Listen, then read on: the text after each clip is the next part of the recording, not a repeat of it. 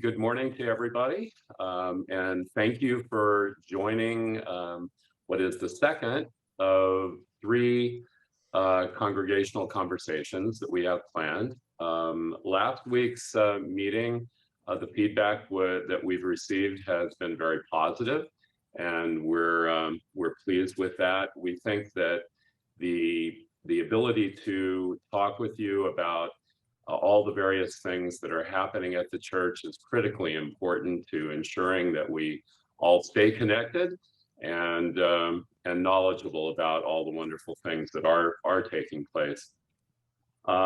Today, we're going to hear about some of the ministries that are underway and some of the ones that have some exciting new changes that are happening. We're not going to be able to talk about all the various ministries we have underway, and obviously we have some wonderful ones that have gone before. Compassion Week is still very vibrant, and we're looking forward to next fall program. As you know, Hope's Corner is equally vibrant, and then all of the UMW ministries that are supported by our congregation. But today, what we wanted to do is we wanted to focus on the ministries that are related to our youth, both our older youth as well as our younger children. Some interesting and exciting new things happening. Also, we want to hear from Dirk and Carol about the music program.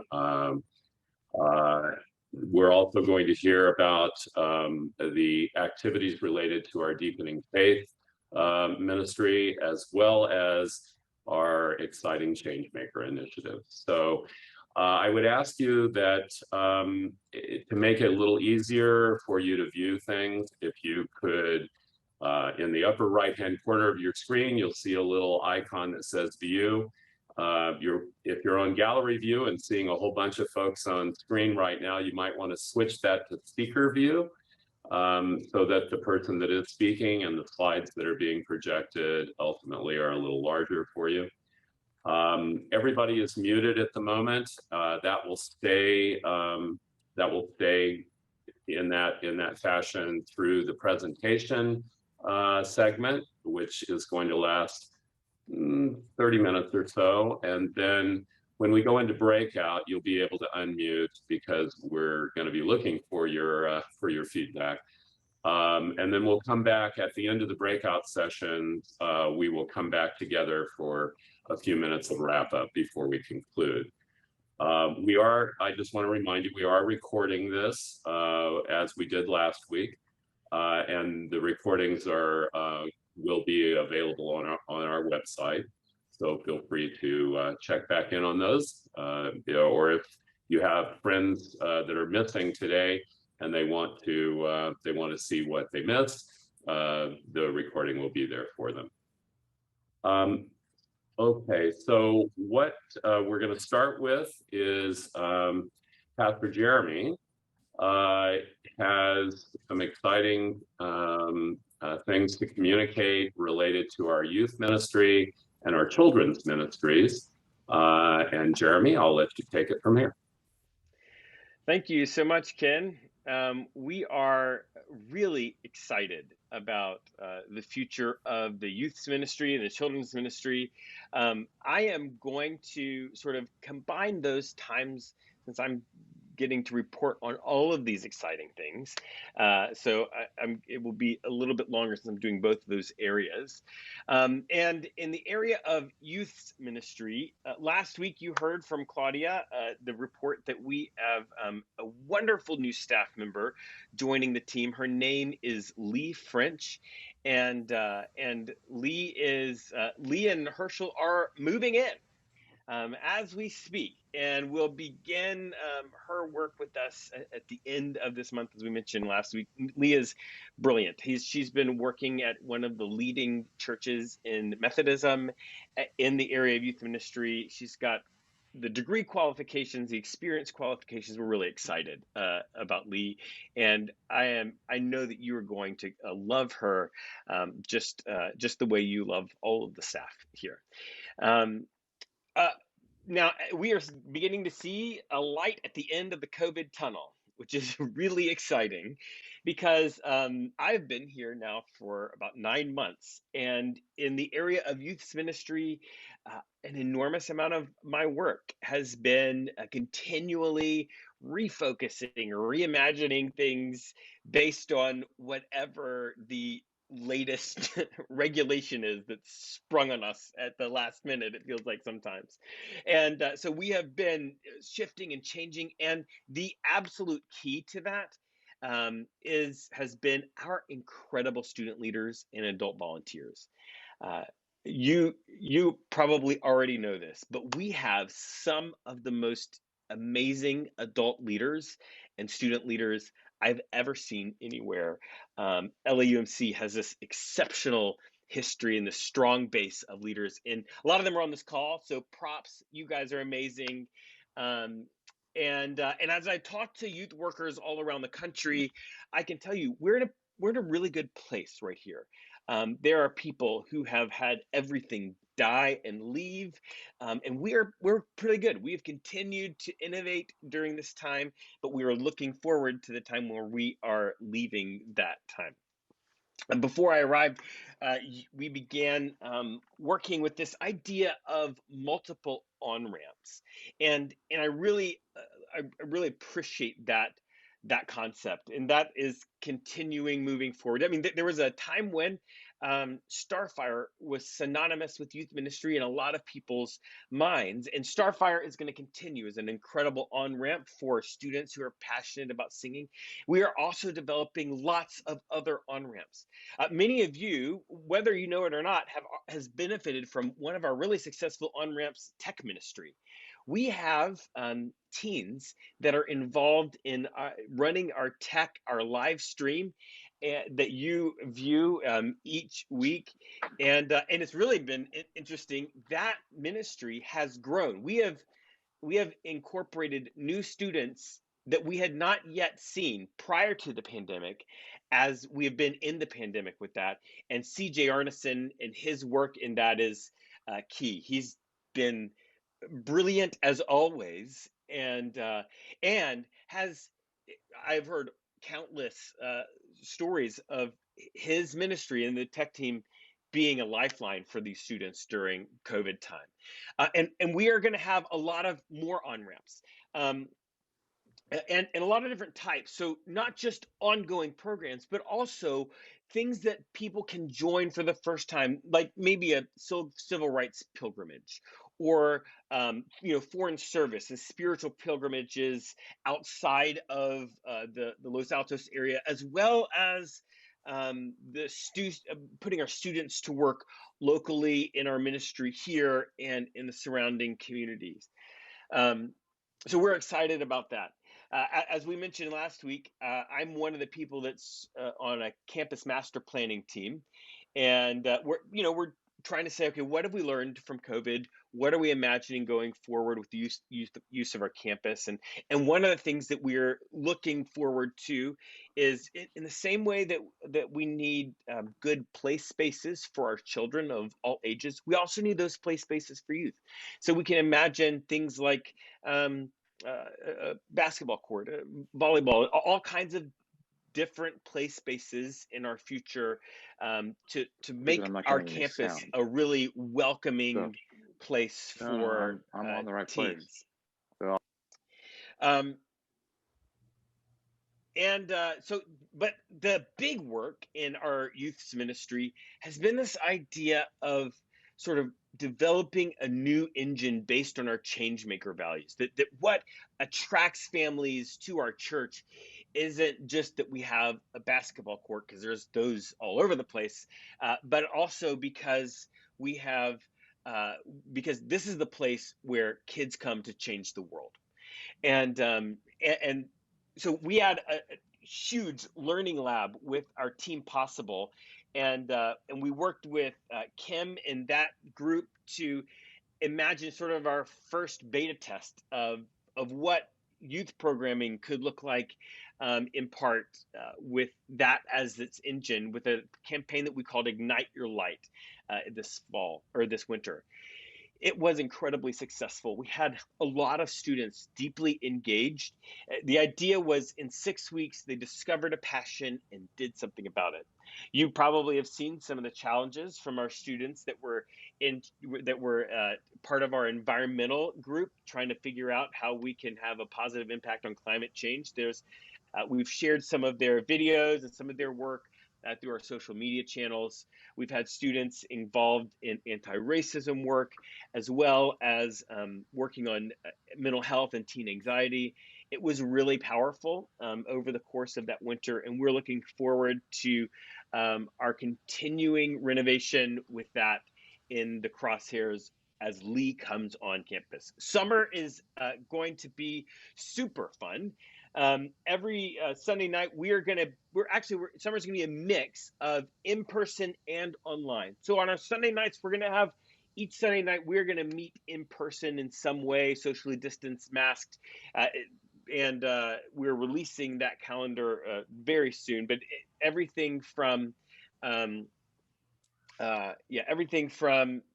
the sort of meeting in person for going mini golf to doing sorry, I'm just getting a text message, but doing a beach bonfire. All right, let's talk about children's ministry. Children's ministry is exciting as well. Brittany is coming. We talked about her last week as well. Claudia, she's very qualified. And as we move back to in-person worship, Sunday school will also come back in person. We know that that families will want to bring children with them. We're going to continue an online Sunday school for those who need that. If you were in worship this morning, you heard that we have our vacation Bible school, which we are not calling that. It's called Discovery on Adventure Island. It's a summer camp, outdoors and masked, June 14th through 18th.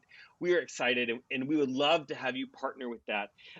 We also have big plans for the future. Our children's ministry is not just Sunday school, right? It's this whole overarching ministry, and that's really the most exciting piece of this to me, is this next generation ministry team.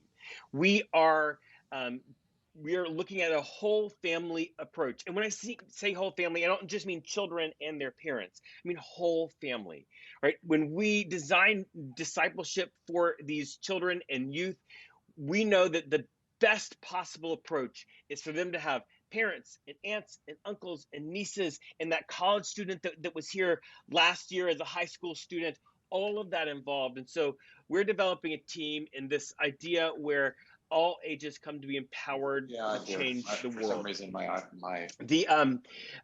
we are talking, but the really key difference is that we want to respect and empower the agency of children and youth. That looks different at different ages, but not just where children and youth are passive consumers, but where they come and we empower them to be actively engaged in the work. And the older they are, the more they are involved in leading and planning. And as you can tell, I'm really excited. I could talk to you about this for hours and hours, but I won't. But I love to have you involved in our work. My email is there. And thank you so much. Thank you for this opportunity. It's a great place to be. Jeremy, thank you for that overview. We'll look forward to discussing that a little bit more in detail in our breakout sessions, but exciting changes in the coming months. We're really, I think, looking forward to both Lee and Brittany joining us, and the ramp up of those ministries. Yeah, me too. The next presentation is going to be from Dirk and Carol about all the wonderful things that will be happening and are happening with our music program. So Dirk, over to you. Thanks, Ken. And yeah, we're, music has been one of the biggest casualties of COVID. And I think after 58 weeks, it's easy for folks to get discouraged and forget that we're alive and kicking. COVID was not, as Don McLean would have said, the day the music died. COVID was just a pause, and we are really excited to be getting back to in-person worship, and really excited to be sharing with you about what music looks like as we move into the next phase of our ministry. And I don't know if Carol's able to speak right now, which is a very unusual state for her. Carol, she's up in Oregon, and they have a really bad internet connection at her parents' house, which she's busy cleaning out. So I'm going to go. So over the past year, through all the challenges of the pandemics, our Starfire Singers high school choir and our Light Shine choir, which is our junior high choir, have stayed active and have done all kinds of wonderful things. We've met weekly on Zoom and produced many virtual choir videos. You can go to the next slide, Aaron. Great news is that the end is in sight, and we are so excited to be back in person and to be coming back together very soon. We will be able to sing and lead worship together.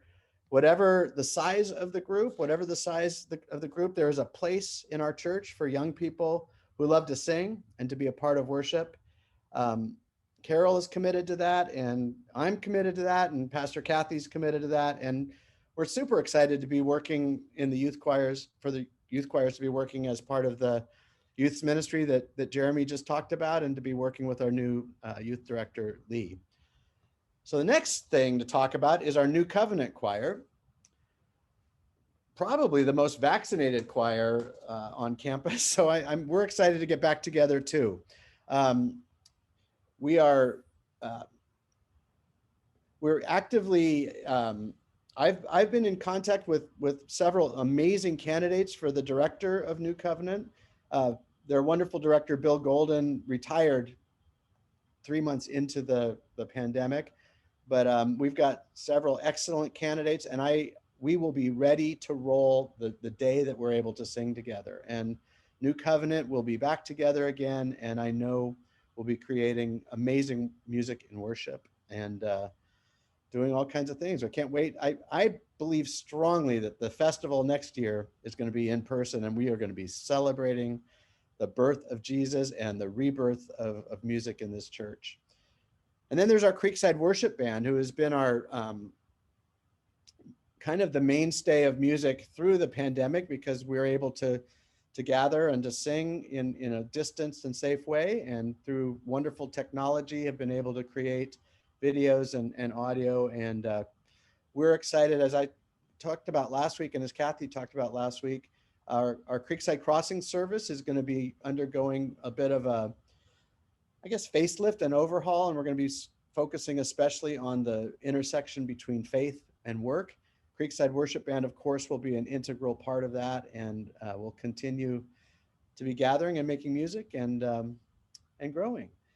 So the thing I want to say is music will always be central to our faith. I don't believe personally, I'm biased, of course, but I don't believe we can have a faith without singing. I think music is going to be the center of our worship, as it has been all along. LAUMC will absolutely continue to be continue a tradition of excellence and diversity and fellowship. And I only anticipate our music program growing and expanding and doing things that we haven't even dreamed of yet, but we're dreaming now. So thanks, Ken.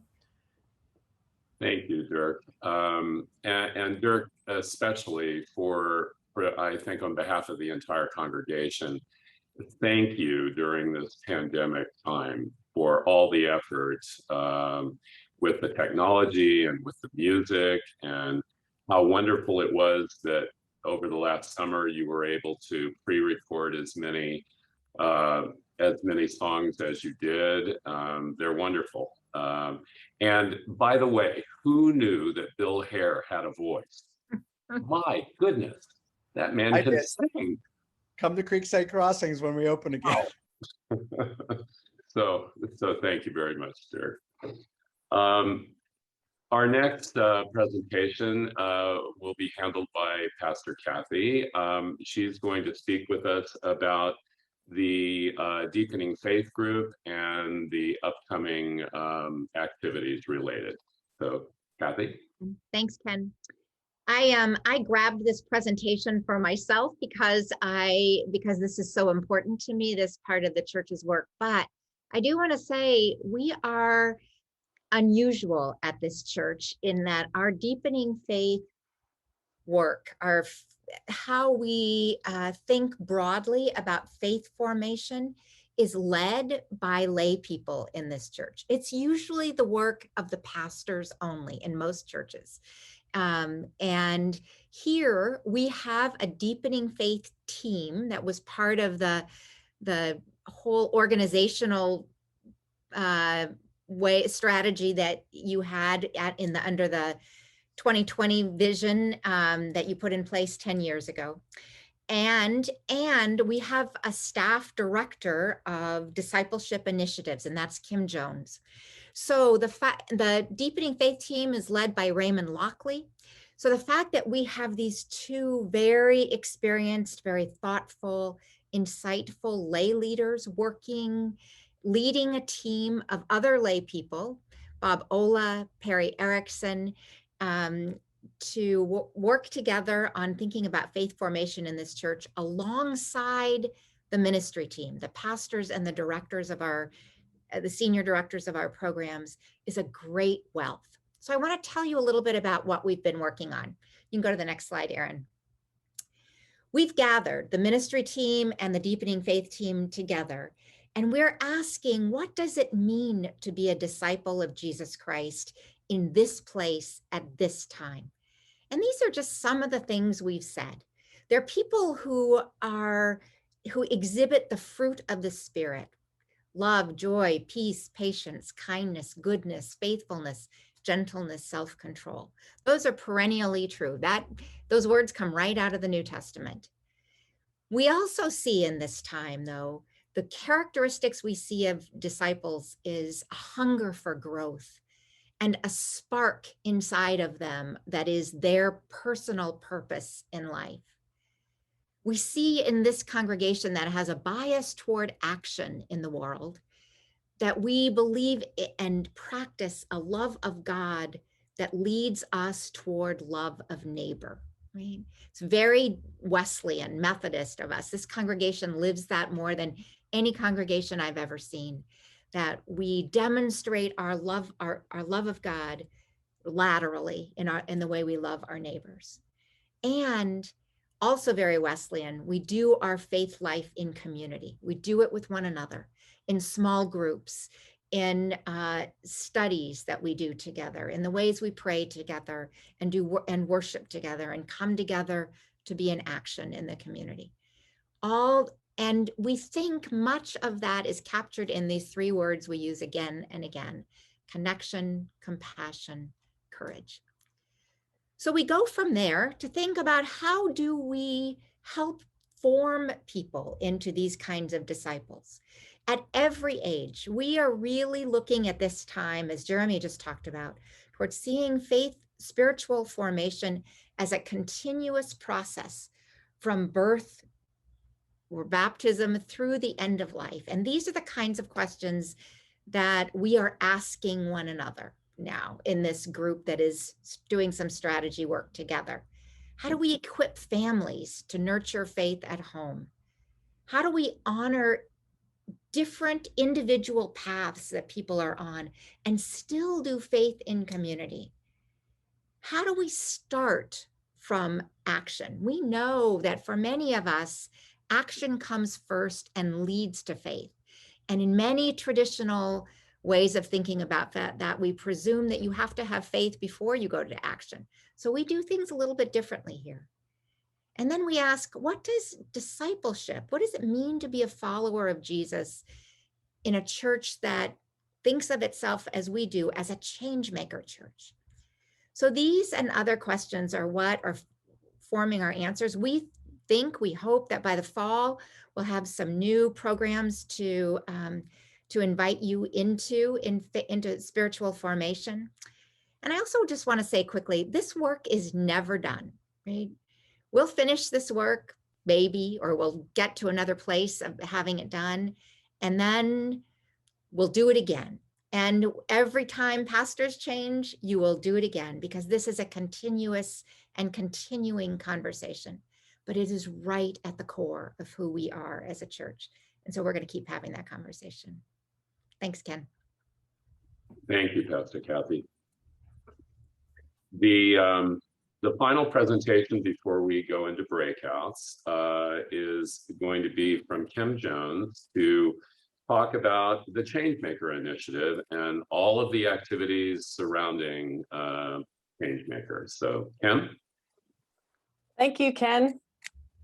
I'm very excited to be here and talk to you. And as I'm reflecting on our conversation today, we have youth and children, we have music, we have discipleship, and you think those are the things that have been core parts of LAUMC for decades. And then we have this Changemaker thing stuck in here. What's with that? Well, it's true that we have always been a Changemaker church. We just maybe didn't call it that. We may not have recognized that's what we were doing, but this is who we are, and it's who we have always been. So I think it's very appropriate that it fits into today's conversation. And I would like to thank Pastor Kathy for having a lot of vision about this, and also the entire congregation for being bold, for taking a risk into something that was a little unknown and uncertain, and an exciting place to be. So I'm grateful for the chance to talk today. Next slide, Erin. So we started 3 years ago with this official Changemaker initiative through Kathy's vision and our partnership for 1 year with Ashoka. And now we are at the spot where we have $1 million grant from Lilly Endowment, which is very exciting. And I'm thrilled to share with everyone today that over the next 5 years, we will be engaging in exploring change making with churches outside of LAUMC. And we have started this month. We have already started a cohort that will consist of 9 United Methodist churches all over the country. We have 3 in California, 1 in Georgia, 1 in Florida, 2 in North Carolina, and 2 in Pennsylvania that have decided to take a risk and join this experiment in exploring change making. So we're really humbled and excited that LAUMC has this opportunity to be involved in a movement, a national movement of changemaker churches. It's really exciting, and I think, as much as I feel it as my calling, I feel like it's LAUMC's calling in some ways as well. So, next slide. And the reason we went for the grant, the reason we decided to do that is because what happened here through the initiative. We've had 37 fellows in the first couple of years go through, and these are just a smattering of some of the things that emerged out of the Changemaker initiative. Some of these are things you recognize, maybe some you aren't familiar with, but these are all coming out of individuals' passions of wanting to make a difference. Like we said, this is kind of part of our DNA, and you'll recognize here that these things cover all ages. We've got children to seniors covered here. We've got all different types of subject areas. These are things that have happened within LAUMC as well as in the broader community and in workplaces and in neighborhoods. And it's very exciting that this kind of becomes a way that people can pursue a passion and make a difference in the world in all different shapes and sizes. And it really has been something beyond anything that we could have imagined at the beginning. Next slide. But the truth is that changemaking is not just for fellows. We say that a lot of the time. Even though fellows have done some amazing things, we also have a lot that is still happening right here at LAUMC, which is the first changemaker church, and we're proud of that and excited by that. You've already heard from Jeremy about youth ministry doing change-making work. Our children's ministry also has a completely different curriculum based on a lot of change-maker ideas. As we said, this is sort of a whole life, a whole family approach, and we're thrilled about that. And what does it mean for parents in that space as well? Super exciting. We're also having conversations with Pastor Jong and how we can bring this more intentionally into the senior ministry as well, because one of my favorite things about this change-making work is that it applies to everyone in all spaces. This is not something that is limited or has constraints in the way it has to be lived out. It can apply everywhere. And Pastor Kathy mentioned we're also incorporating it into some new discipleship ideas and possibilities and opportunities. So we're excited about that. And we're partnering with Bold Service and Social Justice as well to think about ways that we're engaging with our community, how we're interacting with others, things on racial awareness and ways that we can approach those things in a broader way with their wisdom and combining with some of the things we've learned.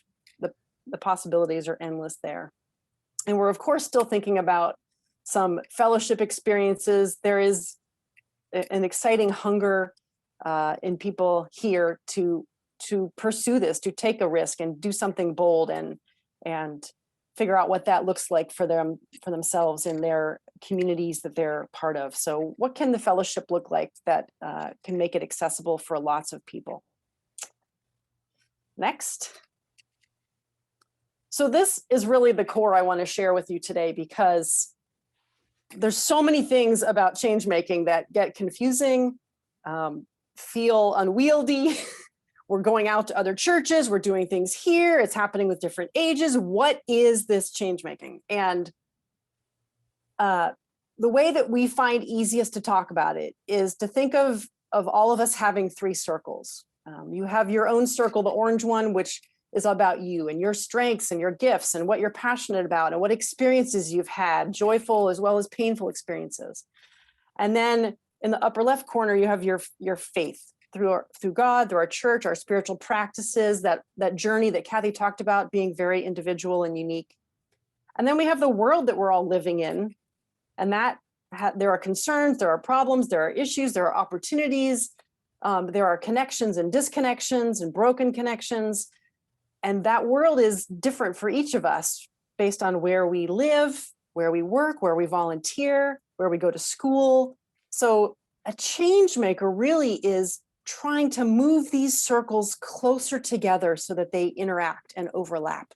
And that's the journey of a change maker, is how to take those things and see the connections and make a difference in the world, pulling all of these things together. And we see folks really transformed through this experience, not just in the outcome that happens, but internally as people go through this journey. So everyone can do this. Everyone has opportunity to do this throughout the course of their life. And the truth is that, what we've witnessed here is that this is transformative. Kathy calls it the most transformative experience she's witnessed in all of her ministry time. And it really epitomizes for us the closing line of the benediction she shares about God setting our hearts on fire. This is the mechanism or the opportunity whereby people's hearts are set on fire. And we are excited to keep doing it here and beyond and all other doors that open for us. So on my final slide, I'll just share a wish with you. What if everyone at LAUMC of all ages and everyone who came in contact with us at LAUMC had the support, the tools, and the inspiration to live as compassion-driven change makers like Jesus? The possibilities are beyond anything we can all imagine. So I'm really grateful that we're all in this together and we have such a robust group of people and resources to keep taking this where God wants it to go. Thanks, Ken. And thank you very much. As Kim said, we have been a change maker church for many years. That's who we are. That's what we do. What to me, what the Change Maker Initiative really holds as promise for us in the future is a structure, a system by which our change making can be done in a more organized, a more effective, a more efficient way. We do a lot. We have a lot of initiatives underway. We will have more underway, but with the Changemaker initiative, we put structure around those initiatives, and I think that is showing to be very, very fruitful in terms of outcomes. So we're really excited about that. That ends the presentation phase of today's conversation. While Aaron gets everybody ready to go into breakout rooms, just let me say that we will stay in breakout for about 30 minutes, and as I said earlier, we will then come back for a final wrap up. We have one more program that we've scheduled for next Sunday as well. We hope you will be able to attend that one. Next week's program is going to feature some of the newest initiatives that we have underway, and we'll talk a little bit more about those during the wrap up phase. So, Erin, are we about ready for breakout? Yeah, we're ready. Excellent. So, as you go into breakout, you may want to change your view back to gallery view so that you'll have all the folks in your breakout displayed on your screen.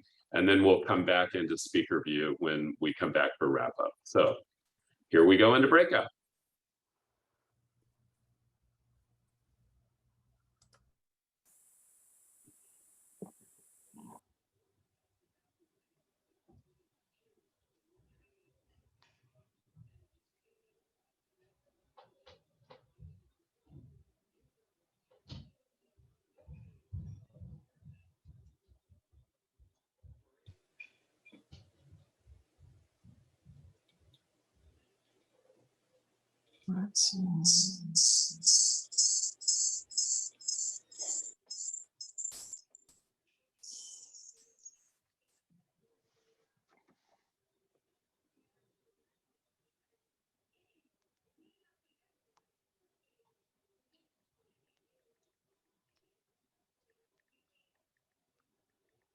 I don't think we've made it to our breakout yet. I think there's several of us. Can't get the.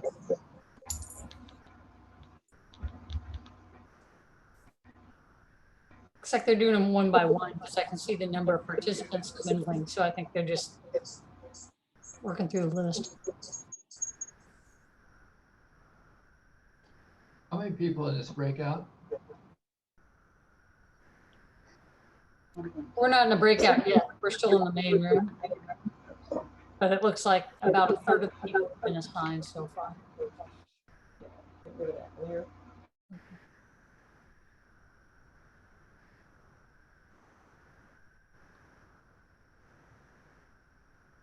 Well, good afternoon to all. There's a lot of people there.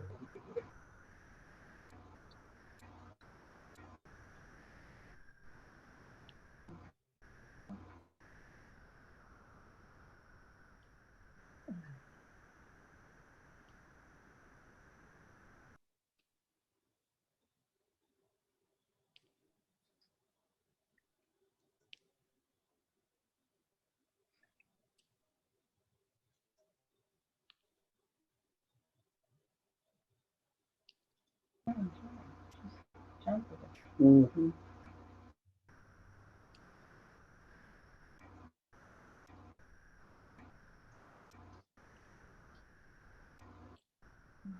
Is anybody speaking? I noticed most people are on mute. Yeah, I think everybody's on mute, just waiting.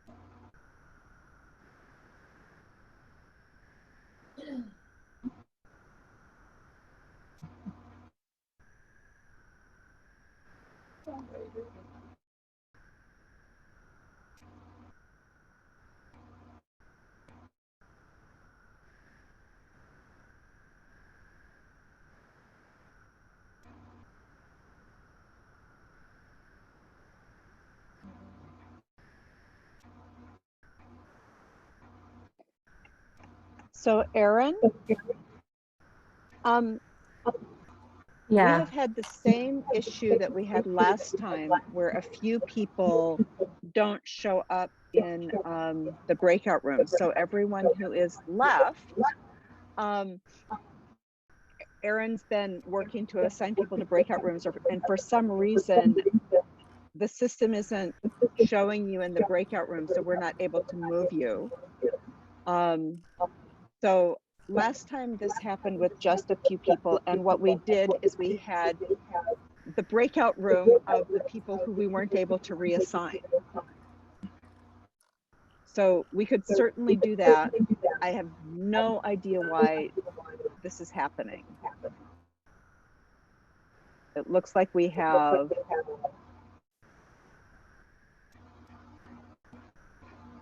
eight people. So you can all take yourself off of mute and turn your camera on if you want to. And then Pastor Kathy put in the chat pod the questions for the discussion.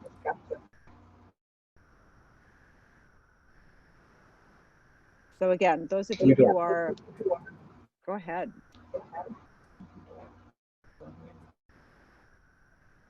The first question. This is all the more the reason to get back. Go ahead. This is all the more reason why we need to get back to in person. Yes, this is one more frustration. I agree with you completely. It's like, ugh. Yep. I am one of the people who is really looking forward to being back in person with everyone.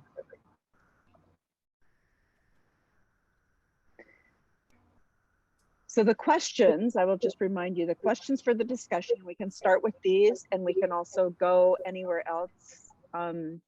We are led in conversation is what is unclear, what is exciting to you, what worries you, and where do you see yourself in this vision, or how do you want to be a partner in this work? Exactly.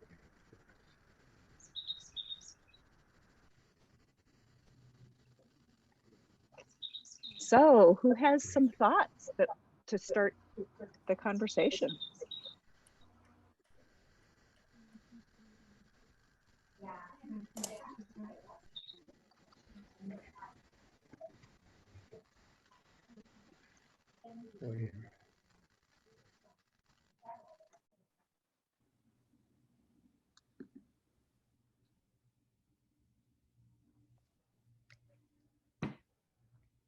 I'm not sure if I'm in this room or if I'm mute or what. We can hear you, so you are not on mute.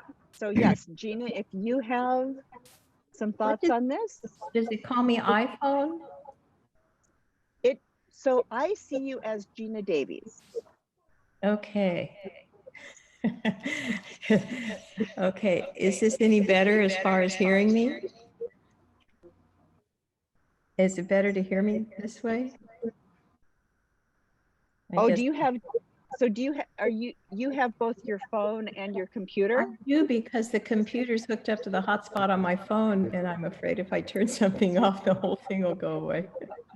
Okay, so I think what's happening is we are seeing you through your computer, and because I do hear a slight echo, so maybe we were hearing you through both. I don't know.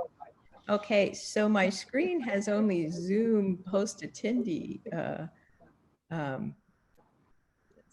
tags up at the top that it's showing me. But anyway, I just wanted to say, I sort of forget what the question was, but I think my answer was going to be something like, at this time, I'm looking for a way to get more involved in the justice movement. And I'm finishing up a 10-week course that I took elsewhere, it's not sponsored by the church. And I'm in the middle now of reading this wonderful book.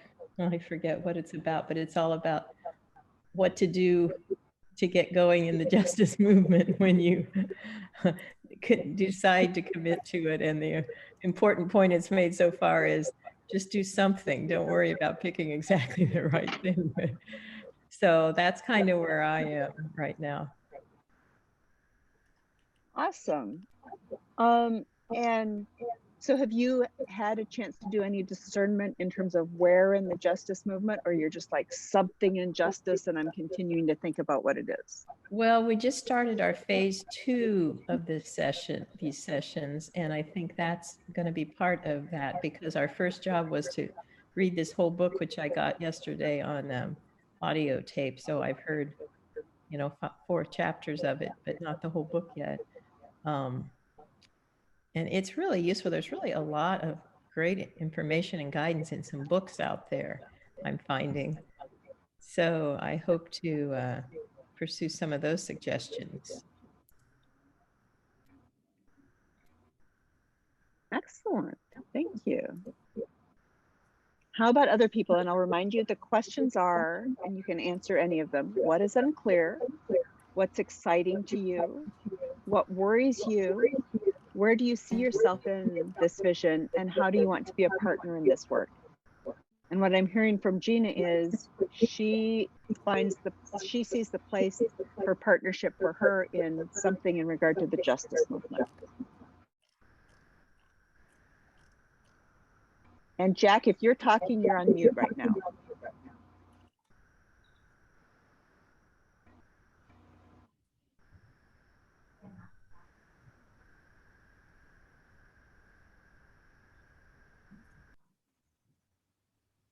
Looks like everybody but Gina and Karen and I are on mute.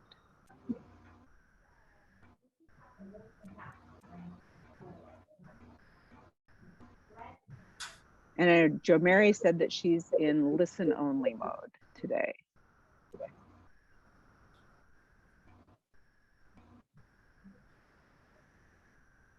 Well, one of the things that I'm really excited about is that there's been a lot of thinking, not just about how do we restart and get back together after COVID, but how do we continue the work of bringing new life into what we're doing, and how do we continue to build and stay relevant? So all of that seems really exciting to me.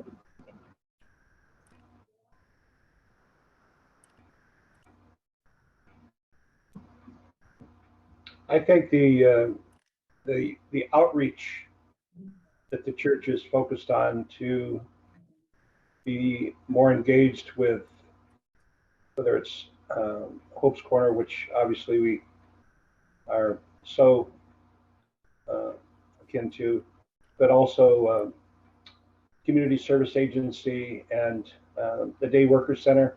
That was a great program on that this morning during the service. And then I thought too about CHAC and the work that CHAC is doing in our schools during this time when kids are, young adults are so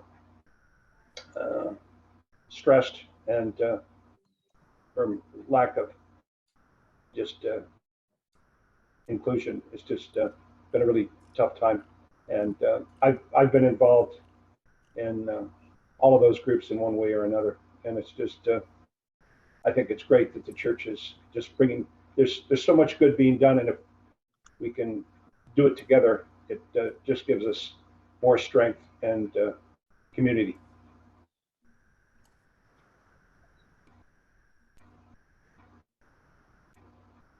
Thank you.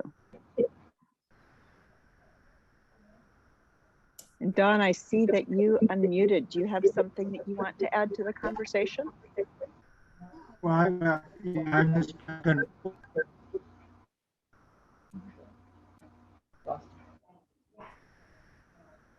Looks like he just maybe lost internet.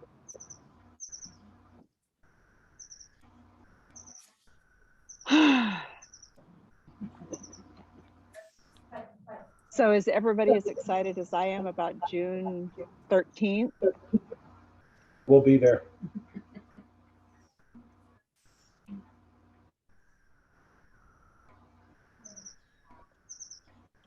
And since it's outside, are we going to be able to sing? My understanding is that we are going to be able to sing with masks on, which will be an interesting experience, but there will be singing. Maybe I'll sound better. Maybe no one will even care what I sound like. Maybe no one can hear me through my mask, so we'll sing to ourselves perhaps, which will be fun too.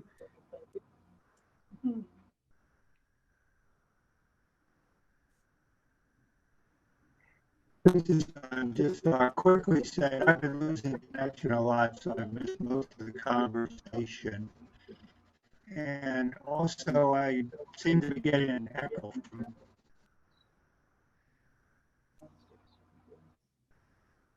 Thank you, Don. I was able to hear that you are, but it looks like he's now lost connection again.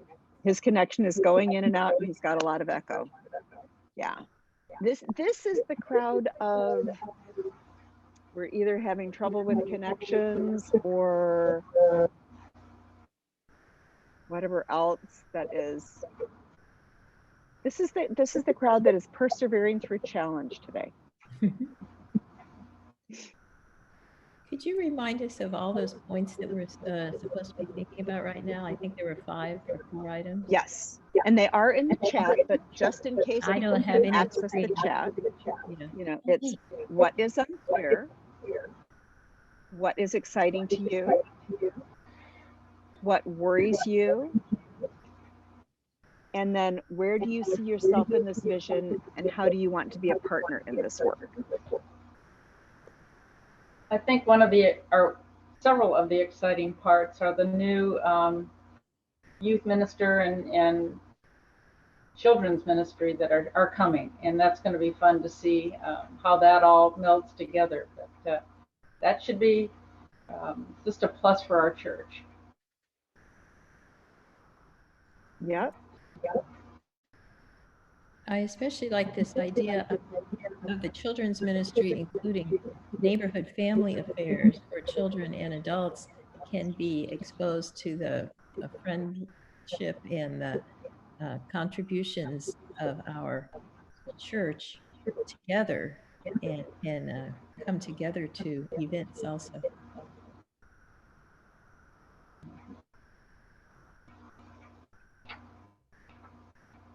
Yeah, and it was exciting, I guess, the recent, the Easter bunnies, that was fun because they had a lot of people who came out from the community, which was really nice to have that connection happening. Absolutely, and if we have other items in place, we can make them want to come back and feel like a part of things once they've met us, you know, at a social event like that. I think that's exactly what we're aiming for and what I'm hoping we'll really succeed at.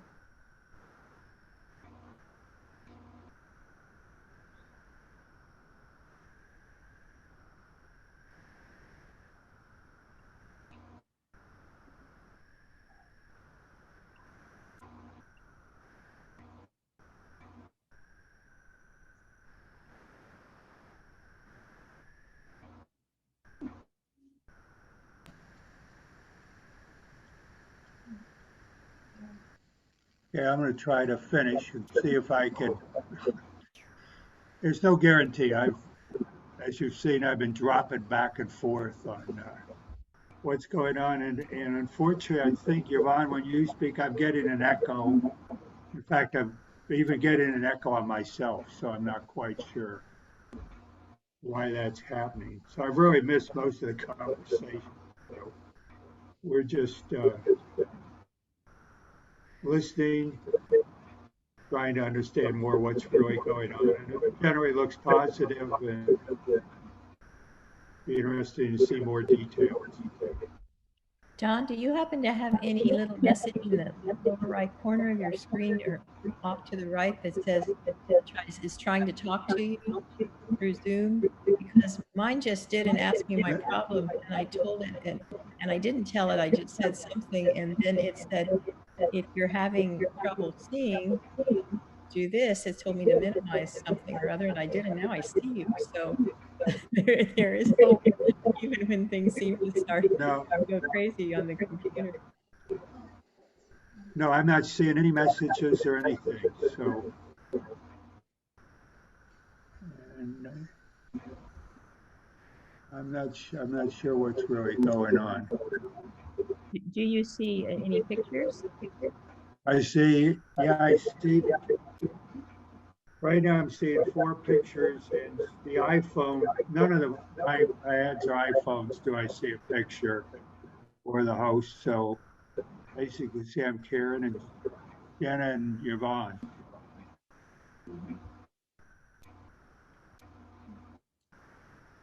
So, so amazing, at the moment, I'm staying connected. So, well, you're welcome to hang around, and maybe someone will say something. We're just going to be thankful that you're staying connected. I'm trying to not say too much because of the echo.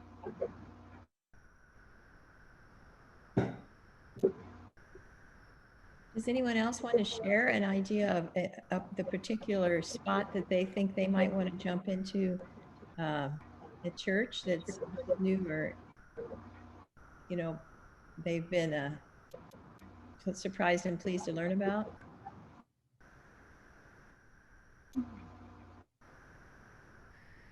Talk about the news. What you're doing? Fresh.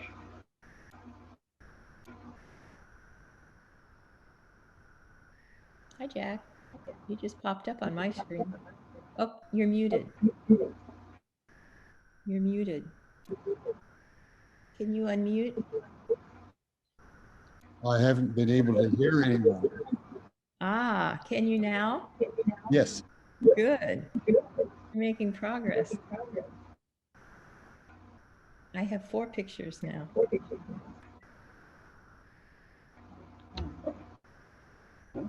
I think so. That's what you're doing. What you're donating to, and just the history of Ellen. Here's a little bit of history for the United Methodist Women. In 2016, we were honored with a large gift. And it was a friend of Jean Fickett's, who was not a churchgoer, but she participated in UMW events, from rummage sale to our Harvest Craft Fair. And she passed away and had no children, had a nephew on her husband's side, and she was widowed.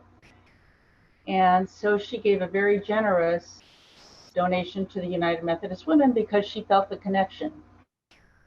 And so we, through these years, have made ample donations to various opportunities. And we met this week. We actually met in person, 5 of us. It was very special.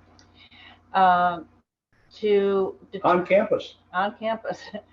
To determine that this fund, we will make it last for 10 years. And 10 years will take it to 26. And so we made very generous donations this week, which are in process, to CSA, West Valley Community Service, Hope's Corner, and Second Harvest. So those are in the offing, but Tom is heading the endowment committee, and that's such an important part of our church too. And this is an endowment that she gave us, and we've been so fortunate, and again, United Methodist Women have not been able to participate in our normal activities where we would bring in funds to donate out into the community. So to have this luxury has been just an amazing part of this past year and will go on for another 5 years. So again, it was an exciting meeting this week to establish how we're using the funds and how we're kind of ending a 10-year span of giving. So anyway, just Tom said I needed to share this. So it's a feel-good story. Yeah, it's a good story. Yes. I'm so glad you did. I don't know if anyone is aware of DAF funds that are called donor advised funds that sometimes people set up if they do something like sell a house that's appreciated and they all of a sudden have a lot of income, and you can give all this donation in 1 year just to the fund and then dole it out through the year however you want, a little like that Gibson Memorials Fund works. But there's somebody in the country I heard of that is has done some research on it and has found out there are just millions and millions of dollars, maybe even up toward $1 billion or something, sitting in these funds that aren't being used. And the people that have them are thinking, oh, they're going to be used for good down the line. I don't want to waste it all, spend it all now. And so that person is doing some matching gifts. Well, there's several of them, but they're doing matching gifts. If you'll give some from that, of your fund, then we will give some more, that kind of thing. But it just reminded me how when we do at the church have control over funds, it's really important not to worry too much about the fund someday disappearing. But when there are obvious things that we can do to help people now that are suffering and help, especially if there's a component of helping them grow into the future, so it's better, so there's less need in that area in the future, that it's really incumbent on us, I think, to go ahead and spend the funds we have and not save them for a rainy day, and this is just a wonderful example of how, particularly this year when we didn't have our own funds to give, UMW did give it. So I'm delighted to hear that. Thanks so much for sharing. So thank you. And it looks like all the other breakout groups are coming back. So we can now all go back on mute. See if our luck works for this.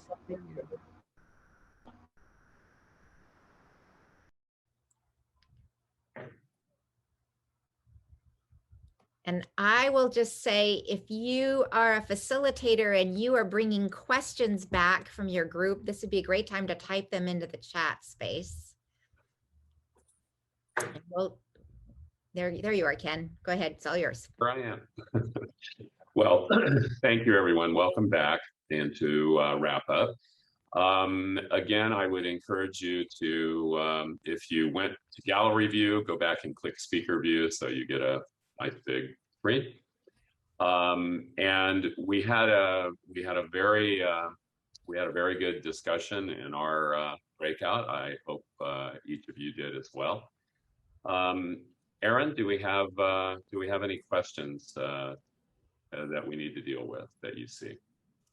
I'm looking in the chat space right now too, Ken, and I don't see any yet. Yeah, I don't have any yet.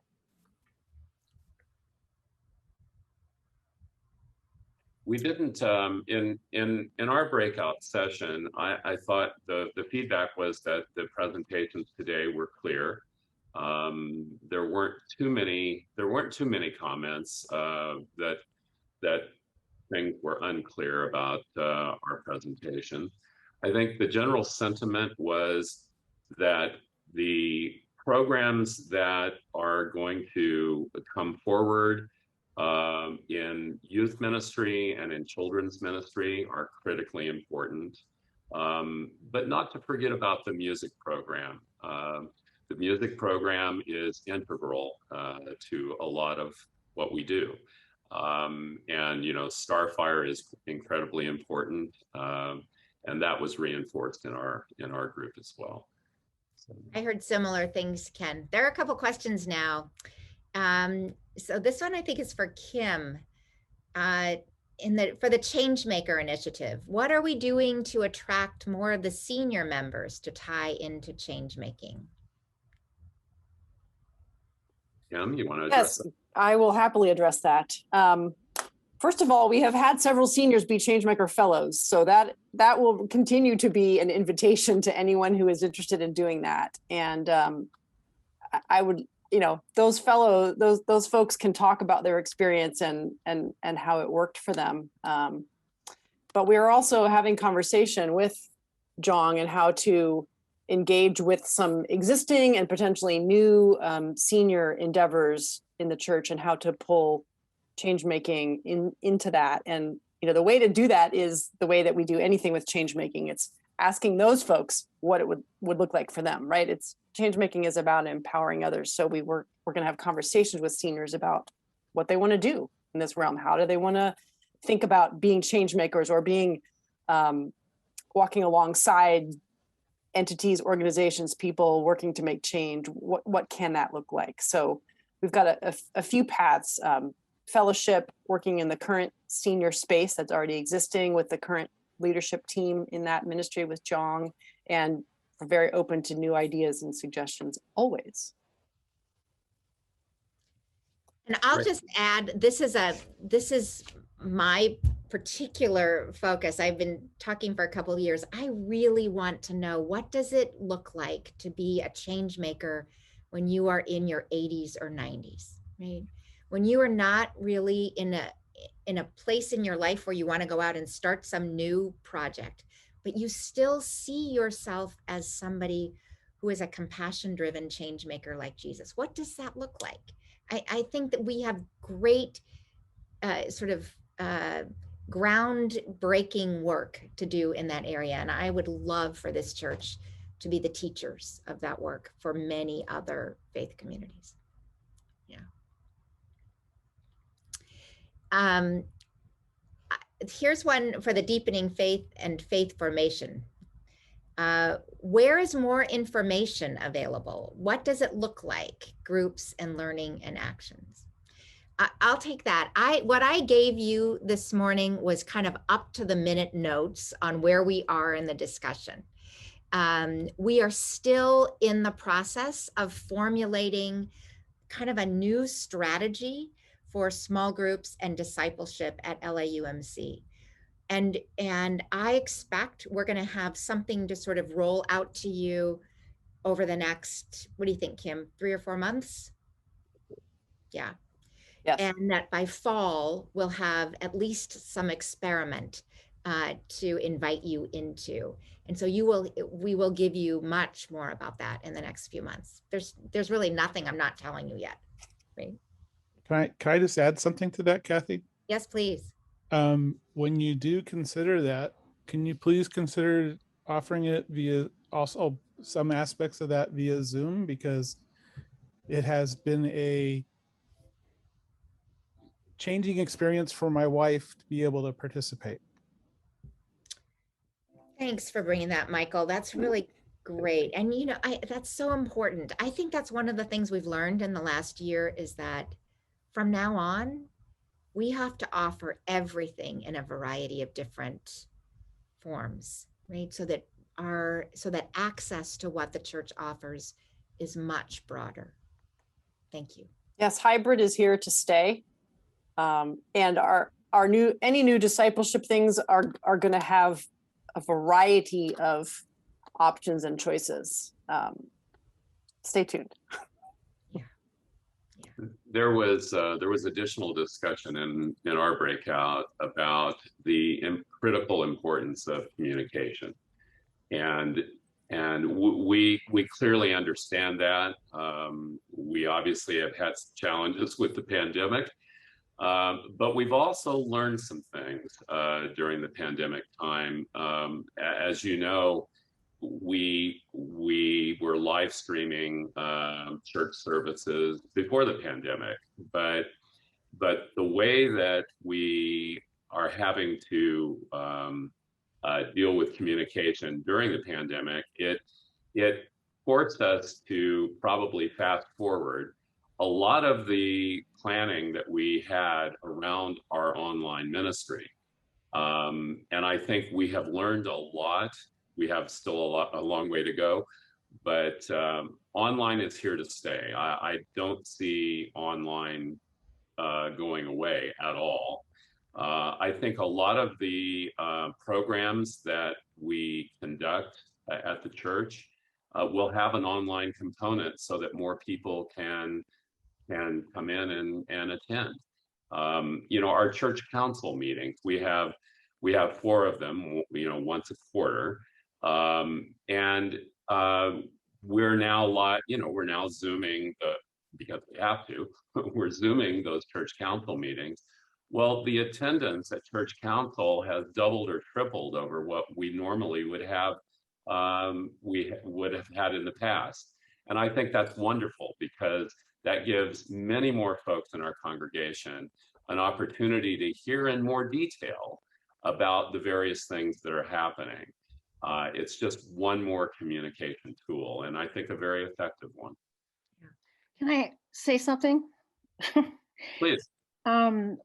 I just want to make a short comment about the hearing impaired. I remember looking on the chat once, and they were asking if whatever service was being done, they wanted to know if it was being done in sign language. And so I would imagine it would be incredibly difficult to put everything in sign language, but maybe some of the really important services, you know, that are really special, maybe they could be done in sign language, especially on the internet. Thanks, Pat. That's a good comment. Yeah, it's great. Thank you for reminding us about that. Jeremy, so I want to make sure we get to these couple of questions for Jeremy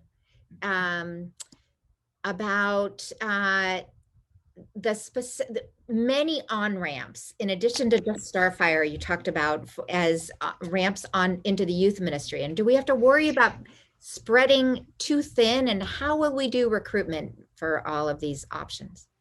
Yeah, I think those are good questions. I think that so Starfire is a good example of a very high level of work that is required to produce a brilliant musical and those kind of things. Some of the on-ramps are not everything is as high commitment level from students as Starfire is, and from the church, and as far as how much time and energy it takes.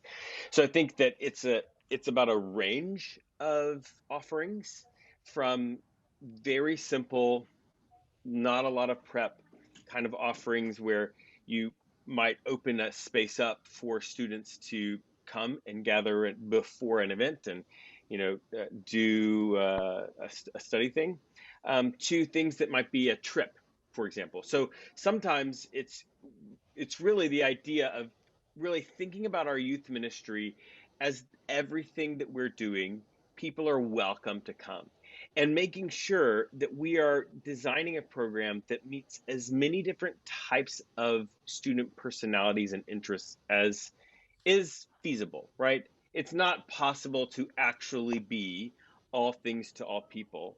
And so there's this sort of mix between the students that are here, that what they're passionate about, the adult volunteers that we have, and what they're passionate about, and it's beginning to follow those rabbit trails, right? As a student becomes passionate about something, to give them the resources they need to do more with it, to invite their friends to come in, to give them that kind of support. So it's growing through our, like, sort of organically through the students that are involved through their social networks, and then empowering them to reach those students and invite them to what's going on here. So I would say there's always a risk of spreading yourself too thin if you don't allow yourself to fail, right? If everything you ever start has to be going on for the next 900 years, you can very easily spread yourself too thin. But as students try things, we can have things that students do that are seasonal, right? That happen a couple of times. Some things that we begin that just fail, and let's say, okay, that was a fail, and we'll move on. So I'd say yes, without strategic thinking, but we have some really great strategic thinkers coming on. And the other piece is we've got some really qualified staff people that will be here empowering our adults and our students to do that ministry. So you can expect innovative thinking to come out of there in a way that I think inspires new ministry as well as retooling our existing things. Does that feel like it answers that question? Yeah, thank you. Thank you. And Ken, just one more question I want to get out here. It's in the chat. It's Brian's question is, the world we return to as we come out of this pandemic will not be the one that we left. How can the church, and this church in particular, lean into that new world? And the answer to that question, I think, is yes. It clearly will not be the same world. Clearly. Yeah. And I think, you heard last week about our strategic plan. You're going to hear next week about some exciting new things that are already started up and happening. And I think we will, as Jeremy just said, we have to be willing to fail, and we have to try new things. I mean, we've sort of always done that anyway, but I think we have to do it very intentionally. And there are lessons learned coming out of the pandemic. We just need to be sensitive to them. So let me, at this point, we're at the end of our time. Let me do a little bit of wrap up. I want to give you just an idea of what we're planning to cover with next week's final installment of Conversational Church. We're going to hear about some of the newest things, the newest ministries that we have ongoing. So we're going to hear much more detail about Pastor Sam's Front Porch Ministry in Mountain View. We're going to hear about Carol's Changemaker Initiative project, which has now turned into an amazing program. It's called Art Changes Us. Hopefully you know something about that already, but you're going to hear a whole lot more next week. And then Jeremy's, some additional information about Jeremy's online outreach through the app that's been created that's being called Zoe. And I think you're going to be very, very interested in exactly how that is playing out. And then we want to spend a little bit of time next week making sure the congregation is up to date on our financial situation, because we're doing a lot of amazing things. And the question is, well, how are we paying for all this? And so we want to make sure that everyone has a chance to see what is our financial situation and hear a little bit about some of our ideas about how we are going to pay for all of the exciting things we're trying to do. So stay tuned for that. Those will be the prepared presentations for next week. And then I would encourage you to think about any questions you still might have about any of the presentations you either heard today or you heard last Sunday. Just jot some notes down because in our breakout rooms next week, we will open it up for questions, not necessarily just about the presentations you'll hear next week, but any sort of overall questions you might have about any of the 3 sessions that we have conducted. So think about that, jot down some questions if you have them, and bring those to the breakout rooms next week. So with that, we will conclude for today. Thank you so much for attending, and we look forward to seeing everybody next Sunday. Great. Bye now. Bye, everybody. Thank you. Goodbye.